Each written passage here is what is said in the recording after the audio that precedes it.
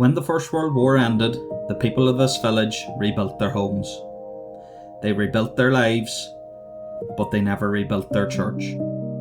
More than a century later, its shattered ruins still stand beneath a ridge that witnessed some of the bloodiest fighting on the Western Front.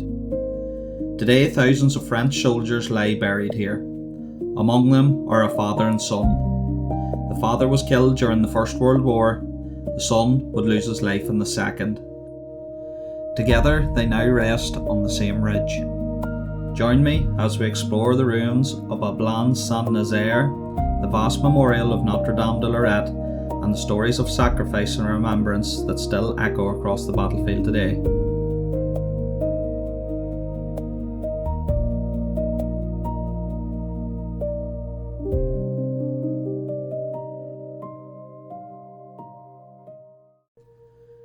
To understand why this ridge became one of the most important memorial sites in France, we first need to understand why it mattered during the war. Rising above the surrounding countryside, Notre-Dame de Lorette offered a commanding view of the Artois region. Whoever controlled this high ground could observe enemy movements for miles around. In 1914 and 1915, French and German forces fought bitterly for control of the ridge. The fighting was relentless. Villages were destroyed. Entire communities found themselves caught between opposing armies, and among them was the village of Ablain-Saint-Nazaire. Before the war, Ablain-Saint-Nazaire was a quiet French village beneath the ridge. At its heart stood the church of Saint-Nazaire. As the battle for the ridge intensified, the village was devastated by artillery fire. By the end of the fighting, much of Ablain-Saint-Nazaire lay in ruins. The church that had stood here for centuries was destroyed. After the war, the people rebuilt their village. A new church was constructed, but these ruins were left untouched. More than a century later, they remain as a permanent reminder of the destruction brought by the First World War.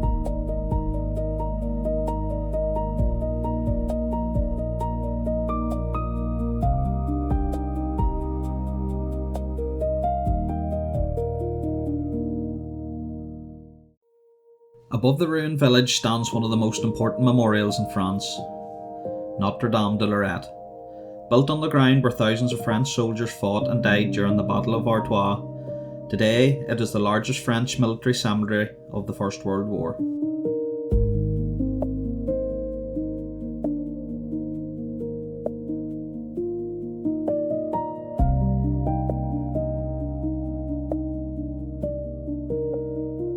Stretching across the ridge are the graves of more than 40,000 French soldiers. Many fell during the desperate fighting of 1914 and 1915. Others remain unidentified. Their names lost, but their sacrifice remembered.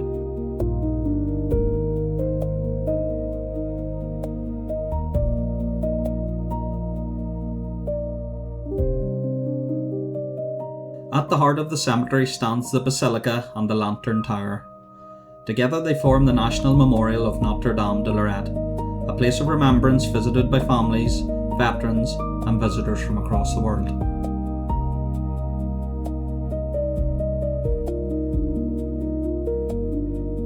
Yet among the thousands buried here, there are stories that remain deeply personal. Stories of families forever changed by war. One of the most moving is that of a father and son whose lives were claimed by two different world wars.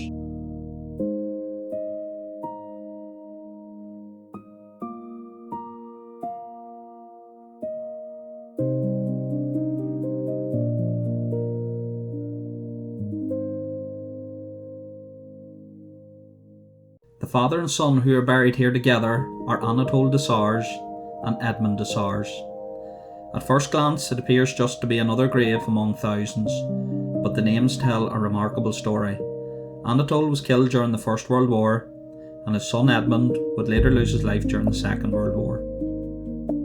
2 generations, 2 different wars, one family forever shaped by conflict.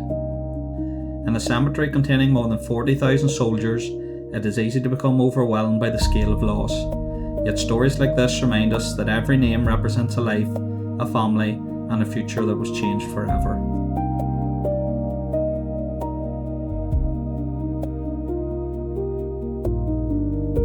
The story of Anatole and Edmond de Sars is just one of thousands connected to this ridge. A short distance away lies another cemetery that helps tell the stories of the fighting here. Targette Cemetery. Nestled beneath the slopes of Lorette Ridge, Targette Cemetery stands as another reminder of the terrible cost of the fighting in this region. While Notre-Dame de Lorette tells a story on a vast national scale, Targette offers a more personal perspective. Here visitors can walk among the graves and reflect on the individual lives affected by the war. Many of the soldiers buried here fell during the fierce battles fought across Artois in 1914 and 1915. Men from different regions, different backgrounds and different walks of life were brought together by a conflict that would change Europe forever. More than a century later, their graves continue to be cared for with dignity and respect. Walking through the cemeteries such as Targette, it is impossible not to be struck by the scale of the sacrifice. Row upon row of graves stretch across the landscape. Each one represents a family that received devastating news. A son, a husband, a brother, a father. For many, this would be the last connection to a loved one lost in the First World War. Together, Notre-Dame de Lorette, the ruins of Ablain-Saint-Nazaire and Targette tells the story of a landscape forever shaped by conflict. A landscape where villages were destroyed, lives were changed, and thousands never returned home. Today the guns are silent, the battlefields have returned to peace, yet the memorials, cemeteries, and ruins that remain ensure that the sacrifices made here are not forgotten. More than a century later, they continue to remind us of the human cost of war.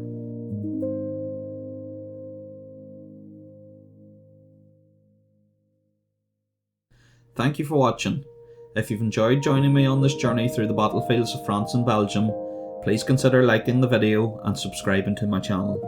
I'm only just beginning my journey here on YouTube and your support is greatly appreciated. Join me next time as I continue exploring the battlefields, memorials and stories of the First World War. Until then, thank you for watching.